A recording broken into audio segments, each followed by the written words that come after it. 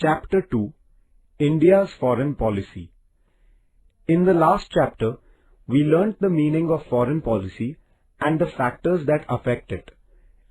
In this chapter, we are going to study the background and features of our foreign policy.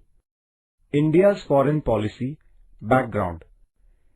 India's foreign policy has been influenced by the ideas of peace and tolerance which come from our ancient history. The Indian culture teaches us that the whole world is like a family, Vasudhaiva Kutumbakam. This is expressed through our foreign policy. The principles of international peace and understanding which emerged from India's freedom struggle have also influenced our foreign policy. On 15th August 1947, India got her independence. As an independent nation, it was necessary for India to decide her own foreign policy. However, the broad outline of the foreign policy had been decided in the pre-independence period itself. It included the following points. 1. Opposition to colonialism. 2. Cooperation with peace-loving nations. 3. Opposing any distinction on the basis of race or color. 4.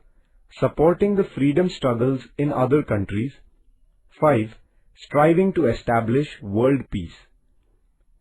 As the head of the interim government, Pandit Jawaharlal Nehru had given a speech on 7th September 1946 in which he had clearly stated the objectives of India's foreign policy. He stressed on the need to formulate an independent foreign policy, not falling prey to the pressures of the other nations. India's foreign policy, constitutional provisions.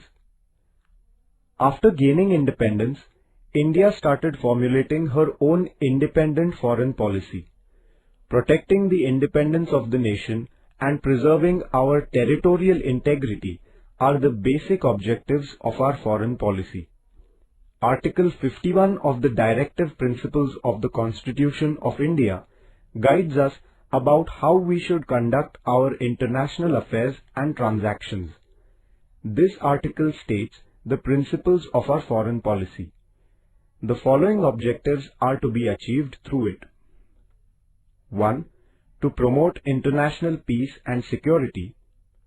2. To maintain just and honorable relations between nations. 3.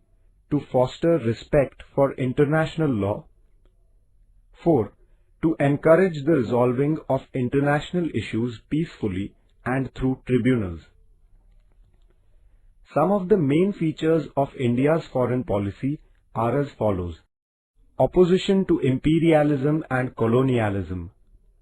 Imperialism means disrespect for the freedom and sovereignty of other nations. It also involves domination of the other countries in different ways to promote one's own national interest. Colonialism is also a kind of imperialism. Some countries conquer the territories of other countries on the basis of their strength and establish their dominance over that region. This is called colonialism. Opposition to colonialism and imperialism is a characteristic feature of India's foreign policy. Preserving international peace. India is committed to the principles of peace. India relies on the methods of negotiation and dialogue to resolve international issues. The nature of India's peaceful policy is constructive. The acceptance of a policy of peace does not mean being passive. Rather, it is a concrete endeavor at establishing peace in the world. The preservation of international peace is the core of India's foreign policy. Focus on preserving friendly relations.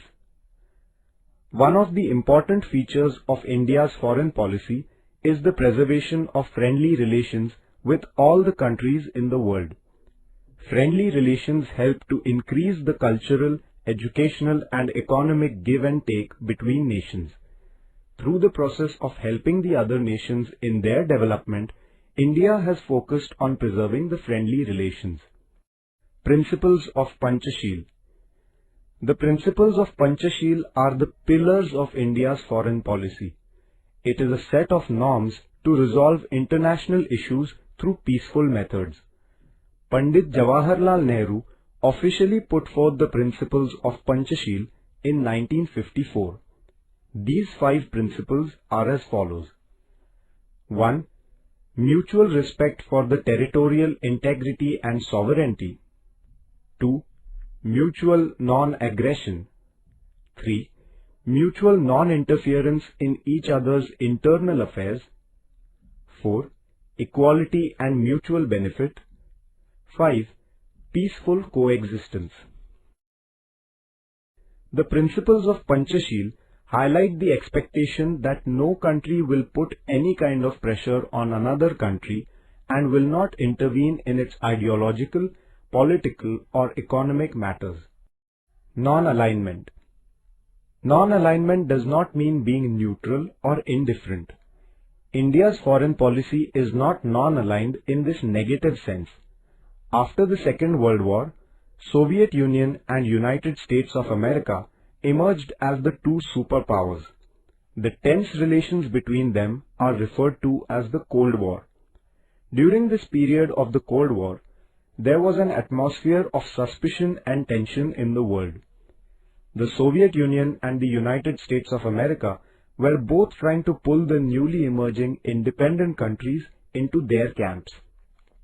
Pandit Nehru clearly put forward India's stand by stating that India would not join any camp as she did not wish to be dominated by anyone. Rather, she hoped for cooperation from all countries. This stand of independence and peace taken by India in the context of the Cold War is known as the policy of non-alignment. Thus, non-alignment is another remarkable feature of India's foreign policy. The non-aligned movement. After the Second World War, the newly emerging independent countries in the continents of Asia and Africa supported the idea of non-alignment, and it became an important movement. This movement started in 1961 under the leadership of the first Prime Minister of India, Pandit Jawaharlal Nehru, the President of Yugoslavia, Marshal Tito, the President of Egypt, Gamal Abdel Nasser, the President of Indonesia, Sukarno, and the Prime Minister of Ghana, Kwame Nkrumah. The evaluation of the non-aligned movement. The non-aligned movement has opposed colonialism, imperialism, and apartheid, racism. It has encouraged the use of peaceful methods in resolving international disputes. India led this movement under the guidance of Pandit Jawaharlal Nehru. Subsequently also, India has been actively supporting the movement. Though the Cold War has ended, this movement continues to be important. The non-aligned movement is based on the eternal values of humanism, international peace, and equality. It motivated the less developed countries to come together. Also, it gave a new confidence to such countries to stand with dignity in international politics.